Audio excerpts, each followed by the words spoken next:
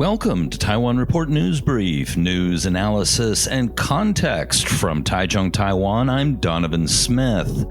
All right, up today on the program, white terror files have come to light, but crucial files are contaminated. A holdout stalls railway plans in Tainan. KMT stands by Jane Lee, but not that they have much choice. Taiwan responds in kind to the Hong Kong visa denials. And today we have plenty of headlines. Temperatures in Taipei reached their highest level in recorded history in the city when the mercury hit 39.7 degrees Celsius on Friday afternoon, according to the Central Weather Bureau. The Taiwan Blood Services Foundation and Facebook on Friday co-launched the Blood Donations feature in Taiwan, a first in East Asia, which will alert donors to donate blood in times of need. Taiwan's public television service will establish an online platform offering video programming in English next year with an eye to introducing Taiwan to the world, according to the culture minister. The planned international video platform will provide original videos and programs in English produced by PTS on themes related to Taiwan and post them on the online platform.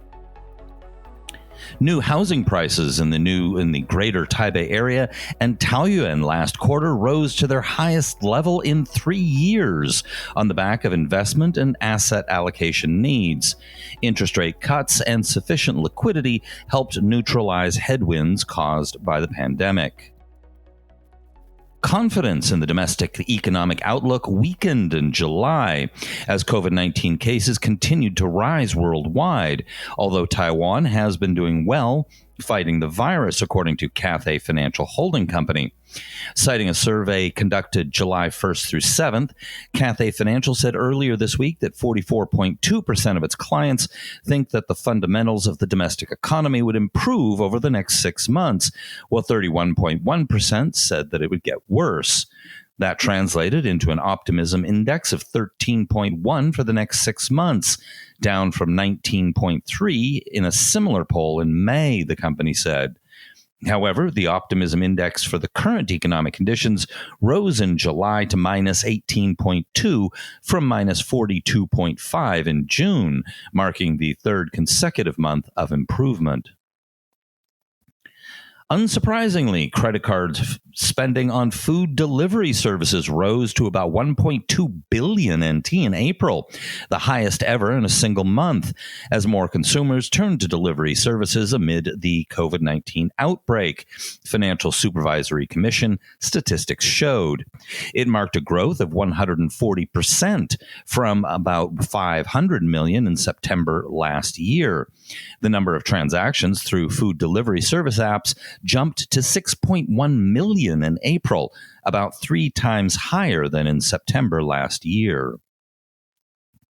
Local food and beverage vendors are feeling an easing of the impact from the pandemic, with the year-on-year decline in sales for June narrowing, according to the Ministry of Economic Affairs. The local food and beverage industry posted 63.8 billion NT in sales in June, down 7% from a year earlier. But the decline continued to be narrowed as more and more consumers appeared willing to spend due to Taiwan's successful efforts in containing the virus spread. Chinese e-commerce website Taobao hit another setback in Taiwan after the Investment Commission rejected Taobao International Exhibition Industry Alliance Limited's 30 million NT dollar investment plan, saying that it breached laws restricting Chinese companies from operating advertising businesses, I should confirm. Taiwan's Ministry of Foreign Affairs announced on Thursday that the visa-free privilege extended to tourists from Thailand, Brunei, the Philippines, and Russia will be extended for 1 year, effective from August 1st, 2020 to July 31st, 2021. However, MOFA clarified that the policy does not constitute a relaxation of Taiwan's current ban on the entry of foreign tourists due to the pandemic. However, All passengers arriving from the Philippines will have to undergo mandatory testing for COVID-19 starting Sunday because of the rising number of imported cases from that country, the Central Epidemic Command Center said on Friday. The new regulation will apply to both Taiwanese citizens and permanent resident holders.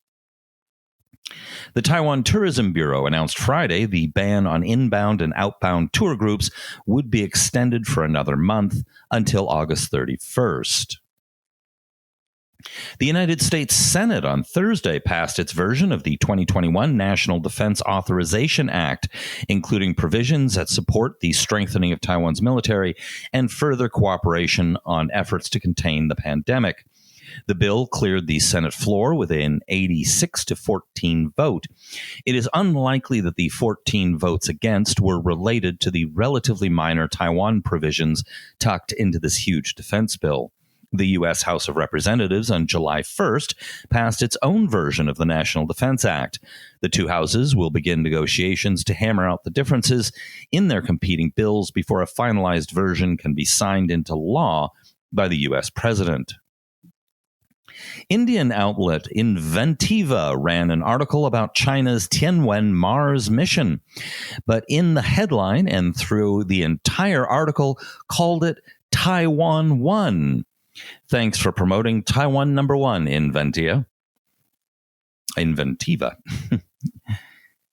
A year after the promulgation of the Political Archives Act, a vast number of files dating back to the White Terror era remain classified, the Transitional Justice Commission said, adding that it is working with the National Archives Administration to supervise efforts by government agencies to search their archives for any documents that have not been transferred.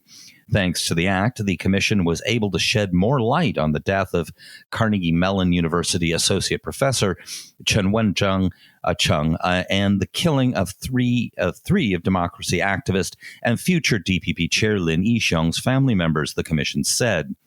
Through the new findings, the commission was able to better understand the roles of intelligence organs under the authoritarian state and how deeply they were involved in the cases, it said.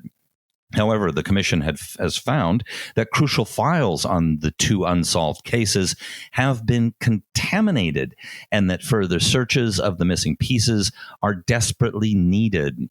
New findings surfaced every time the commission ordered an agency to step up efforts to search its archives for political files, indicating that the amount of files that have not been discovered is incalculable, the commission said. Well, contaminated doesn't sound good at all. The files they're looking for almost certainly exist or existed at one time. If there's one thing authoritarian states under martial law are good at, it's bureaucracy. Lin Yixiong is now very old and widely revered as a hero. It would be good to finally give him closure. The Railway Bureau decided to delay the demolition of a property as part of the Tainan city government's railway relocation project after the owner locked himself inside. The decision was made after protesters and the homeowner locked themselves into the property, which was scheduled to be demolished as part of the project to move the city's railway lines underground, the Bureau's central office said. The Bureau said that it wanted to avoid a heated conflict that could result in injuries. Despite arranging for 400 police to be stationed at the site from 6 a.m. and moving machinery to Tainan's East District, the office said the protesters had still managed to enter the property and lock themselves inside, evading 400 police. Pretty impressive. Among the 340 properties in the area designated for demolition, 121 of the owners refused to move in May last year. But after negotiations and the first wave of forced demolitions, this property is the only one that remains. Protesters say that the amount of land expropriated for the project is disproportionate to its needs and that the government intends to use part of the land for other developments. The project to move existing railway lines underground was due to be completed in June 2024, but because of delays, the projected completion date has been moved to 2026. The KMT on Saturday reiterated that it will continue to throw its full weight behind Jane Li Meizhen, its candidate in the upcoming Kaohsiung mayoral by-election, 2 days after she said she was renouncing her graduate degree amid accusations that she had plagiarized her thesis. At a press conference Wednesday, Wang Yumin, head of the KMT's Culture and Communications Committee, denied reports that KMT members with backgrounds in academia and others had been calling on the party's leaders to cut ties with Li. The quote, the KMT leadership continues to support Li's candidacy, and the party is united in its efforts to get her elected and consolidate the support of KMT voters, Wang said. For instance, KMT chairman Johnny Chang, Jiang Qicun, will attend Li's campaign rally on Saturday as scheduled, and none of her other campaign activities with elected KMT officials in Kaohsiung have been canceled, Wang said. Well, that's not entirely true. New Taipei Mayor Hou Youyi pulled out of an event, citing his own duties in his city. Smells like Hou knows a waste of time when he sees it.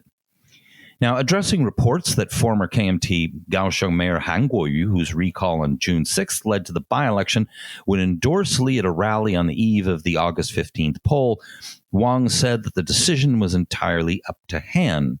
Quote, the party will respect Han's decision on the matter either way, Wang said.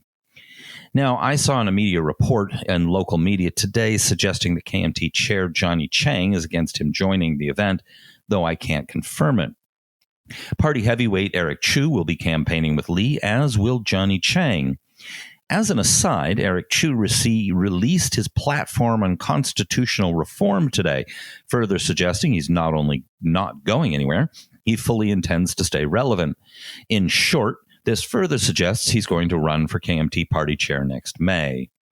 But regarding Li's candidacy, KMT Deputy Secretary General Li Yanxiu said there was, quote, no question that she would remain in the race. Quote, not only Li, but the entire KMT in Kaohsiung has no room for retreat, Li said. Okay, now that's far more honest. It's far too late in the campaign for the KMT to find a new candidate, get that person ready, change all their campaign materials, register the candidate with the government, and get the person known to the voters. They're stuck with Jane Li whether they like it or not. I guess it's just as well that Li picked "Keep Going" as her campaign slogan.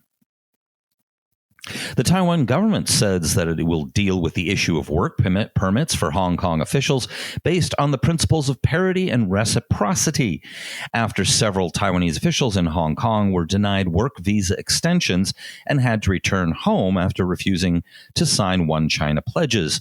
The Taiwan government will respond if Hong Kong continues to impose unnecessary restrictions that bypass the agreement signed by the two sides in 2011 to establish the Taipei Economic and Cultural Office in Hong Kong and the Hong Kong Economic Trade and Cultural Office in Taipei.